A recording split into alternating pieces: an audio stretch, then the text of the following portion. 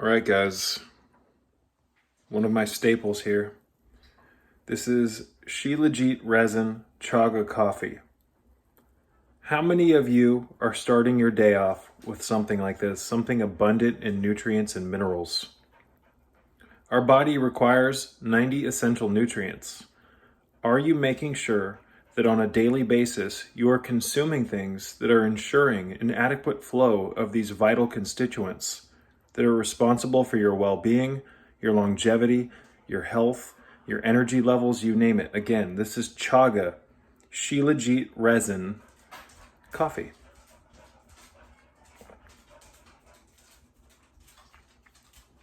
You really cannot get much better than this, folks. I drink it black. Occasionally I will add some goat milk to this. And on a very, very, very rare occasion, I'll add some sugar to it, but that's like maybe once to 3 times a year. And that's usually if I'm about to go cycling or do some type of intensive exercise. But again, I took this mason jar here, folks, and filled it about 3/4 full, added 600 milligrams of Shilajit resin to it, to the bottom of the jar, and then,